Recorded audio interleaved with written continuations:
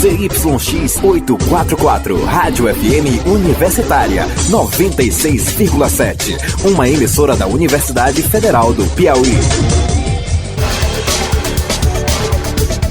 Começa agora Sintonia Jurídica, o seu encontro semanal com o direito e os desafios de quem trabalha pela justiça no Brasil.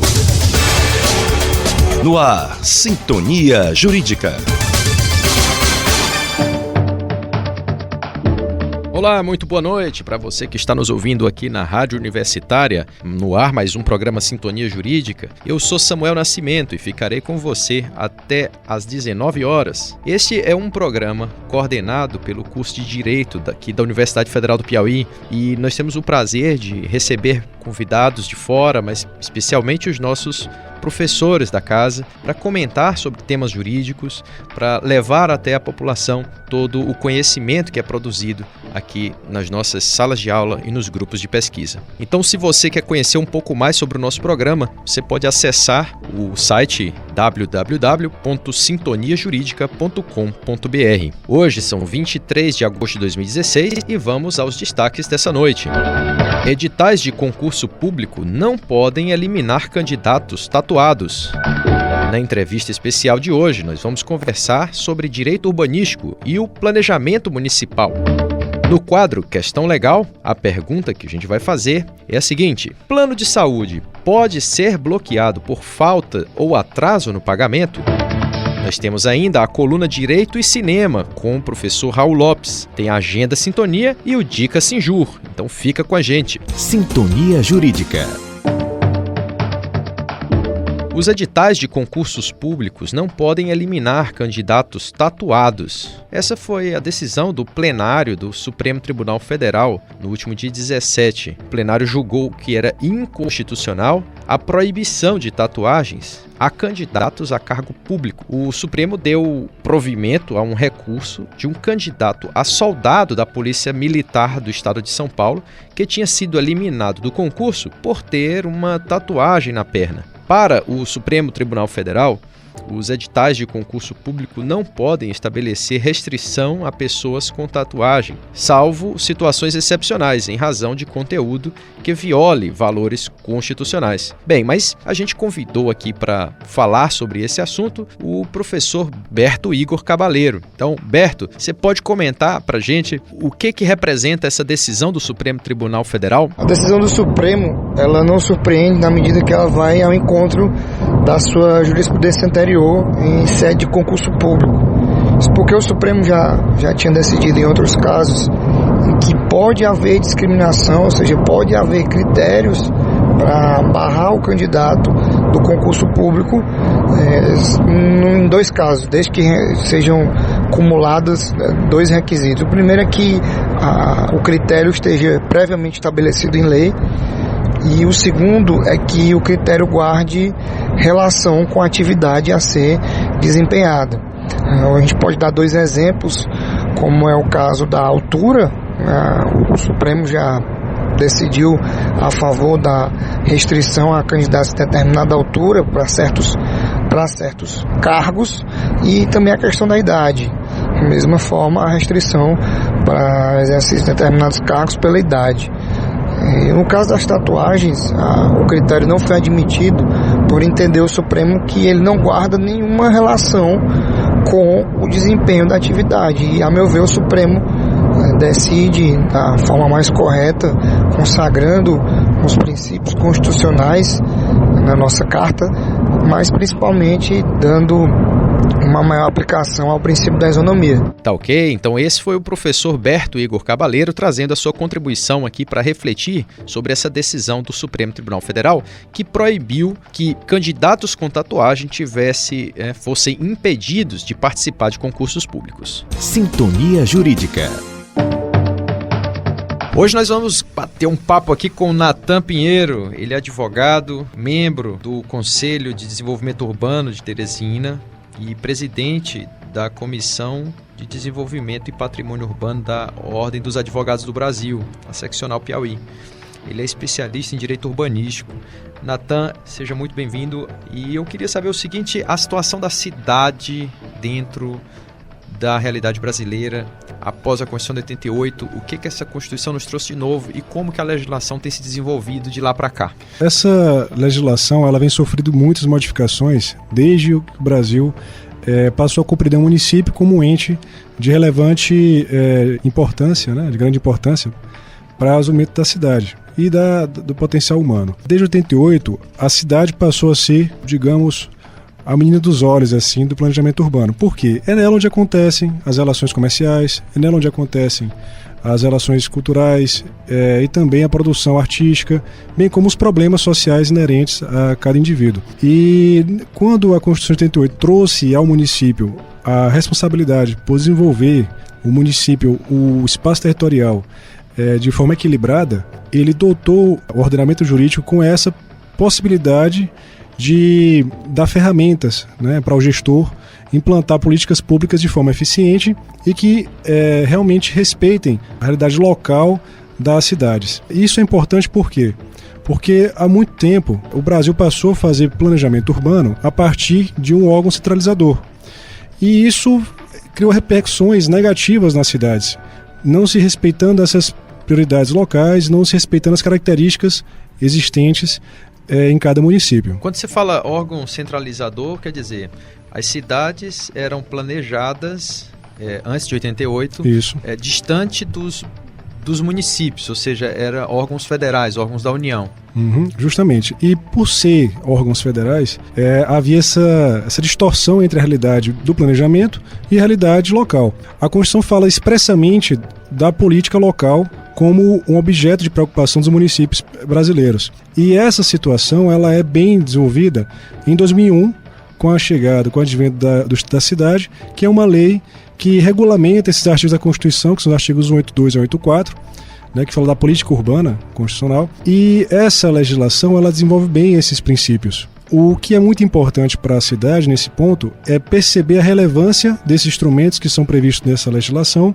Dentre eles se destaca o plano diretor, que é um instrumento muito falado, muito discutido, mas muito pouco conhecido e aplicado. Não bastando essa situação jurídica de desconhecimento por parte dos gestores, da população, da relevância desse instrumento, que de certa forma é recente na sociedade e no ordenamento jurídico brasileiro, há uma situação de aplicação de princípios que não pertencem mais ao ordenamento jurídico contemporâneo. Os princípios que se aplicam atualmente, digamos assim, ainda são de visão centralizadora, que são políticas públicas gerais, sem respeitar a realidade local. Como exemplo disso, nós temos municípios que não possuem planos diretores, mesmo sendo obrigados a ter esse plano diretor e também a ter políticas que atendam às necessidades locais. Outro dado, que é uma situação também corriqueira, são estados brasileiros que não possuem diretrizes macro-regionais ou micro-regionais, porque há uma distinção também de planejamento, que é um pouco complexa, mas ela existe no ordenamento, de se possibilitar planejamento conjunto entre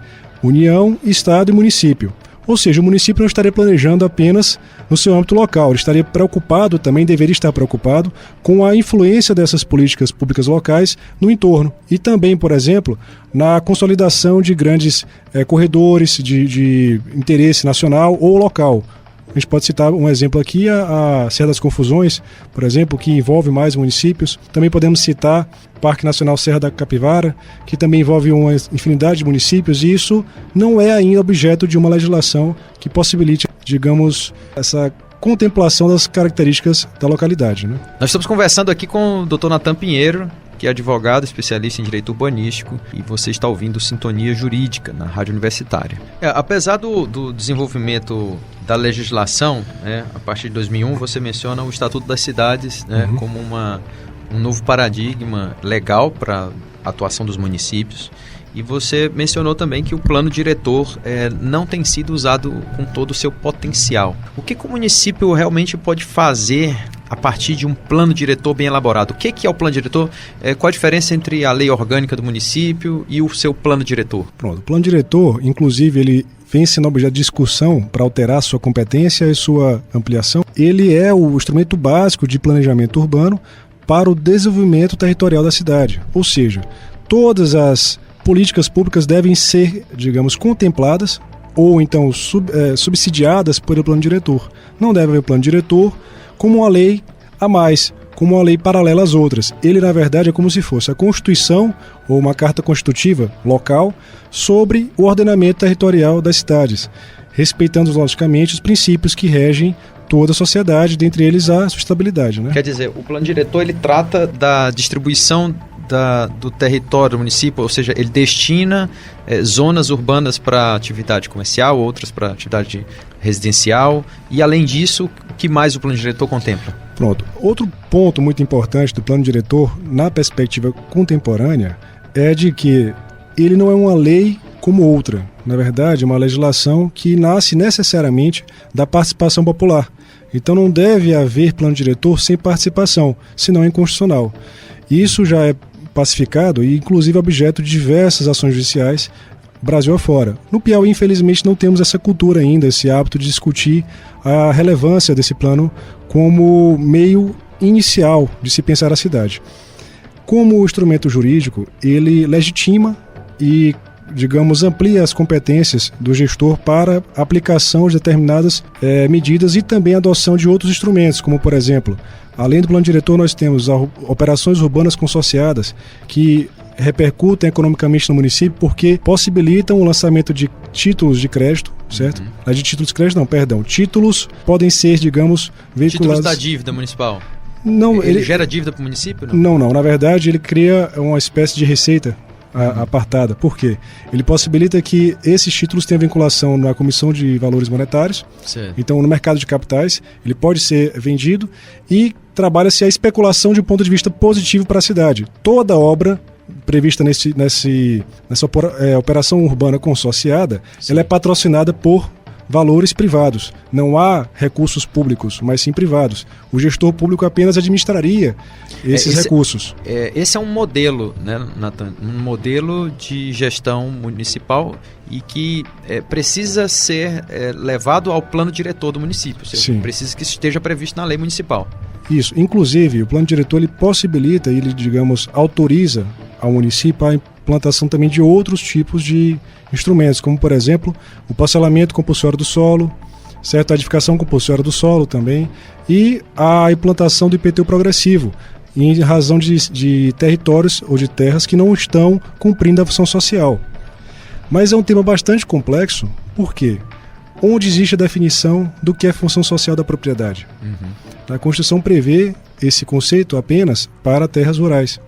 Para áreas rurais. As zonas urbanas não têm conceito próprio. Nós estamos conversando aqui com o Dr. Nathan Pinheiro, que é advogado, especialista em direito urbanístico, e você está ouvindo Sintonia Jurídica na Rádio Universitária.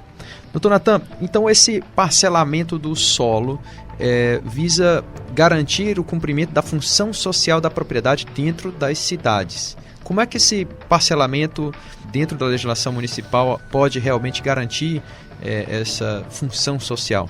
Pronto, o parcelamento compulsório do solo, ele é um instrumento que possibilita a eliminação de grandes terras, grandes glebas, né, digamos assim, em território urbano, que permite a criação de ocupação irregular, que permitem também focos de doença, ou seja, situações que não contribuiriam para um meio ambiente equilibrado.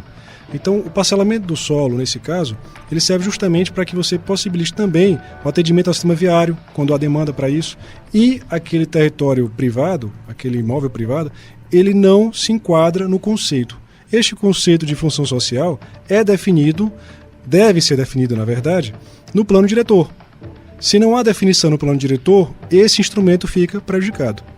Outro instrumento que fica prejudicado em razão da ausência de definição é o IPTU progressivo, porque a aplicação do IPTU progressivo também deve ser contemplado no plano diretor. De que forma? Discriminando-se quais são as áreas passíveis de aplicação do referido instrumento. E aqui em Teresina, a gente está falando na realidade aqui da nossa cidade, na capital do Piauí. Qual é a verdadeira situação? Como é que anda o nosso plano diretor e que tipo de políticas de desenvolvimento urbano a gente tem realmente disponíveis aqui e em funcionamento? A realidade de Teresina ela é muito parecida com a de outras cidades do Brasil, mas, apesar de tudo, bem avançada em relação aos outros municípios piauienses. Ou seja, a realidade do Piauí é muito ruim, porque a legislação que hoje em dia contempla o plano diretor da cidade, ela foi criada de forma a não atender os objetivos e requisitos necessários definidos no Estatuto da Cidade. Então essa legislação atualmente vigente, ela é passível de questionamentos, porque ela não delimita sequer os objetivos e também os instrumentos básicos, mínimos, exigidos pelo Estatuto da Cidade. Outra situação também referente ao plano diretor de Teresina se refere também a vários questionamentos, a várias críticas, à ausência de participação popular e à dificuldade em se rever o plano diretor. Por que a revisão é importante? A revisão é importante e é obrigatória a cada 10 anos. E o nosso plano é de que ano? É 2006. Certo. A gente está num período agora... Deveria estar sendo revisto. Esse é um ano eleitoral, esse é um ano em que o cidadão está buscando compreender melhor a realidade da sua cidade, do seu município, da política municipal. E você está chamando a atenção para algo extremamente importante. O plano diretor nosso já está completando 10 anos e precisa agora a gente iniciar, ou deveria ter iniciado já, uma discussão a respeito disso. Isso, por quê? A importância da discussão e revisão dos planos diretores se dá para que as políticas que são previstas nos planos diretores iniciais sejam atualizadas, para que elas sejam adaptadas à realidade atual. Porque uma cidade, no mundo contemporâneo, ela sofre muitas influências da globalização, dos mercados, e uma realidade, por exemplo, sentida por todos em Teresina, é o aumento da frota de veículos. Isso impacta completamente o planejamento de 10 anos atrás. E também impacta na forma de ocupação da cidade. Então a diretriz que existia há 10 anos não é mais compatível com a realidade de hoje, devendo ser revista. Ou seja, a legislação federal, no caso o Estatuto da Cidade, ele prevê que os planos diretores devem ser revistos até 10 anos, não após 10 anos. Os 10 anos que são definidos justamente é para que dê uma periodização para esses planos diretores, a fim de se contemplar a realidade local. A gente quando fala de desenvolvimento municipal, a gente está falando exatamente do local onde a gente vive com as nossas famílias, onde a gente trabalha, né? A cidade é realmente um local de convivência, né? De comunidade. E que instrumentos de participação concretos a população, as comunidades podem utilizar para ou pressionar o poder público ou atuar durante a elaboração desses instrumentos de planejamento, Natan? Bem, essa é uma das diretrizes que o tão falado Estatuto da Cidade prevê, que é a participação popular. E a participação popular é elemento essencial na visão contemporânea de planejamento urbano. Um dos instrumentos que é previsto expressamente é a participação da sociedade em conselhos. Ou seja, o conselho que hoje eu faço parte representando a OAB deve contemplar, na verdade, a participação de populares. Pessoas que tenham em suas casas, em seus bairros, influência direta das políticas públicas. Porque não adianta, de forma bem direta, expondo isso, não adianta eu que moro, por exemplo, no Acarape, decidir o que vai acontecer no bairro Todos os Santos, o que vai acontecer na Morada do Sol, porque eu não sei quais são os impactos reais que aquilo pode gerar para meu cotidiano, para o meu dia a dia. E isso é o que o plano diretor procura prezar. Seria uma forma de, ao mesmo tempo, fiscalização, como também legitimação da política pública, para que ela não seja uma política de governo, mas uma política de Estado. Ou seja, uma política apropriada pela população e que ela se perpetue independentemente do governo que vier. Você está escutando aqui o Dr. Natan Pinheiro falando sobre direito urbanístico no Sintonia Jurídica. Doutor Natan, nós estamos chegando ao fim aqui da nossa entrevista. Eu quero agradecer a sua participação e dizer que realmente o tema do desenvolvimento das cidades, né, e o planejamento urbano devem estar na nossa ordem do dia de preocupações, porque toda vez que se fala em política, em participação popular, a gente sempre está pensando em temas nacionais, né? O que está acontecendo lá em Brasília, o que está acontecendo no governo federal, no Congresso Nacional, mas a gente esquece que a nossa vida depende das condições materiais aqui mesmo, né? Nas nossas ruas, nas nossas escolas, né? Com a nossa iluminação pública e tudo, e transporte local, as nossas vias públicas, e tudo isso é um debate a ser feito no município. Não é correto isso? Sim, inclusive a tentativa, digamos, do ordenamento nesse aspecto seria tornar essa política pública efetiva, tornar ela perene e não passível de influências pessoais, caprichos ou mudança de gestão. A participação popular, ela possibilita essa legitimação e ela é e deve ser, né, a tópica de discussão do planejamento urbano contemporâneo. Teresina tem muito a avançar, avançou muito, né, nesse aspecto, porque a população hoje discute esse tema, mas ainda tem muito que avançar. Por quê?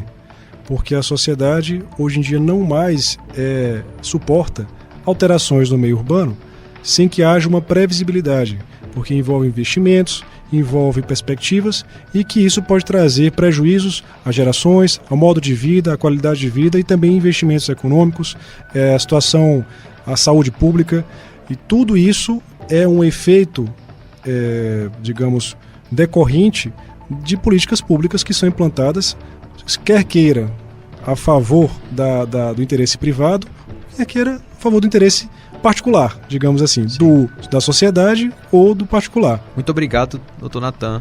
A gente espera contar com a sua participação em breve aqui no Sintonia Jurídica. Eu agradeço, muito obrigado. Você acabou de conferir aqui a nossa entrevista especial com o Dr. Natan Pinheiro, falando de direito urbanístico. Agora é hora do nosso quadro Questão Legal. Questão Legal. O quadro Questão Legal foi feito para você, nosso ouvinte. Nós recebemos aqui na redação perguntas sobre problemas jurídicos, dúvidas do seu dia a dia, e vamos buscar os melhores especialistas para responder aqui no Sintonia Jurídica. A pergunta de hoje é a seguinte: plano de saúde pode ser bloqueado por falta ou atraso no pagamento? E quem responde é o advogado Deoclides Absolon Neto. Bem, conforme estabelece a lei que regulamenta os planos de saúde, as operadoras de plano de saúde podem efetuar o cancelamento ou a suspensão em duas situações excepcionais. A primeira delas é em caso de o consumidor praticar alguma fraude, ou então no caso de inadimplemento por mais de 60 dias, consecutivos ou não, durante o período de 1 ano. No caso do inadimplemento, não basta apenas o atraso. O consumidor deve também ser notificado do atraso até o 50º dia de inadimplemento. Por fim, vale ressaltar que, no caso do consumidor estar internado e com o plano de saúde em atraso, as operadoras estão proibidas de efetuar o cancelamento ou a suspensão do mesmo. Muito obrigado ao advogado Deoclides Absolon Neto por participar aqui do nosso quadro Questão Legal. E agora nós vamos ouvir a coluna com o professor Raul Lopes sobre Direito e Cinema. Coluna Direito e Cinema com Raul Lopes.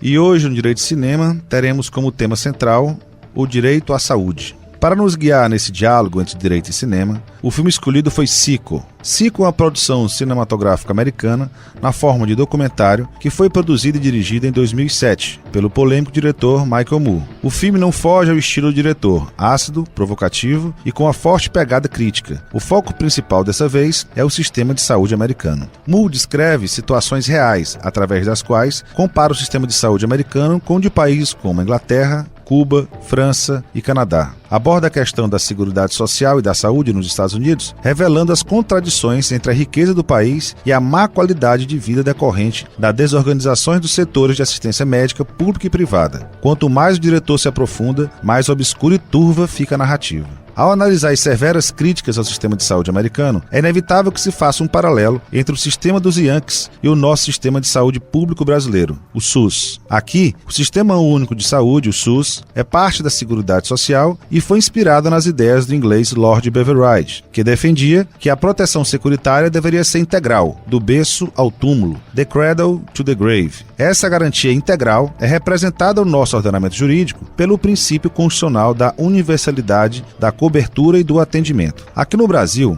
a saúde é um direito social fundamental e representa um sistema único e descentralizado em cada esfera do governo, cabendo ao Executivo gerir as políticas de saúde pública. Ocorre que, por força do artigo 196 da Constituição Federal, que afirma ser a saúde direito de todos e dever do Estado, a falta de atendimento e medicamento nos hospitais públicos acaba por produzir demandas judiciais exigindo o cumprimento do disposto no garantidor artigo 196 da Constituição. Constituição Federal. Dessa forma, uma vez judicializada a demanda, cabe ao juiz decidir quem recebe e quem não recebe medicamentos, quem deve e quem não deve receber atendimento. A questão é, seria o judiciário responsável pela gestão do SUS? Pondere que a questão do judiciário é decorrente do fracasso nas políticas públicas da área de saúde. A precariedade dos serviços de saúde pública no Brasil faz com que parte da população procure o atendimento privado através dos planos de saúde, que, não diferente dos americanos, também enfrentam grandes dificuldades no atendimento. Mesmo partindo de sistemas de saúde bem distintos, SICO tem muito o que falar sobre saúde pública. No mínimo, vale a pena conhecer e comparar com o nosso sistema. Por hoje é só e até a próxima semana. Você acabou de ouvir a coluna Direito e Cinema com o professor Raul Lopes. E agora fica ligado que você vai acompanhar a nossa Agenda Sintonia com Rosiana de Moraes. Agenda Sintonia. Olá, muito boa noite. A gente abre a nossa agenda falando das inscrições para o 2º Congresso do Direito Tributário do Piauí, com o tema Justiça Tributária versus Interesses Arrecadatórios do Estado, Fronteiras e Veredas. Até o dia 31 deste mês, estudantes de graduação pagarão apenas R$ 80. Para profissionais, o valor da inscrição é de R$ 300. O evento será realizado em outubro, no auditório da OAB. Maiores informações em www.direitotributario.com.br. E você que está batalhando por uma vaga em concurso público, quer otimizar seus estudos? Então você tem que conferir no dia 6 de setembro, às 19 horas, no auditório da ESA Piauí, a palestra Programando o Cérebro para Conquistar Seus Objetivos em Concursos Públicos, ministrada pelo coach e auditor da Receita Cadu Leite. A carga horária é de 4 horas aulas e o interessado deverá levar 2 kg de alimentos não perecíveis para validar a inscrição, que pode ser feita tanto na ESA quanto pelo site www.oabp.org.br/inscrição. Maiores informações pelo número 2107-5823. É com você, Samuel. Muito obrigado, Rosiana. Essa foi a nossa Agenda Sintonia. E você fica agora com a Dica Sinjur, e é o Felipe Gold que vai trazer pra gente a dica da semana. Dica Sinjur. A dica de hoje é a minissérie brasileira Justiça. Escrita por Manuela Dias, a minissérie é exibida pela Rede Globo desde 22 de agosto de 2016. Justiça mostra o que o ser humano é capaz de fazer quando se encontra em situações desafiadoras. Em todas as histórias, um personagem comete algum crime e fica preso durante 7 anos. Você ainda acompanha como essas pessoas reconstroem suas vidas após saírem da prisão. Justiça trata de assuntos que refletem o conceito de justo sob o ponto de vista ético e moral. É justo matar alguém em flagrante traição? E se quem matou pagar pelo crime e se arrepender, você perdoaria? Se o cachorro do vizinho morde seu filho, é justo matar o animal? Se alguém atropelasse seu familiar estimado e fugisse sem prestar socorro, você se vingaria dele? Essas e outras reflexões são discutidas na trama. A minissérie brasileira Justiça é a nossa Dica Sinjur. O direito em conexão com todos os meios de comunicação. Sintonia Jurídica. Então é isso, nossa ouvinte aqui na Rádio Universitária. Nós estamos chegando ao fim do programa. Eu quero agradecer a sua companhia aqui no 96,7 na Rádio Universitária. Lembrando que o nosso encontro é todas as terças-feiras às 18h30 e tem reprise todo domingo às 19 horas. Se você quiser rever os nossos quadros, você pode acessar a nossa fanpage no Facebook. Basta procurar por Programa Sintonia Jurídica ou então acessar o nosso site www.sintoniajuridica.com.br. Um abraço e até o próximo Sintonia Jurídica. A apresentação foi de Samuel Nascimento, produção de Rosiana de Moraes, edição de Felipe Gold, trabalhos técnicos de Adriano Lima, supervisão de Lenita Carla, direção de programação de Ricardo Souza e direção-geral do professor doutor Paulo Fernando de Carvalho Lopes. Você ouviu Sintonia Jurídica. Você está em sintonia com a FM Universitária 96,7. Entre em contato conosco, facebook.com/Rádio FM Universitária 96,7 ou 3237 1619. Rádio FM Universitária, uma emissora da Universidade Federal do Piauí.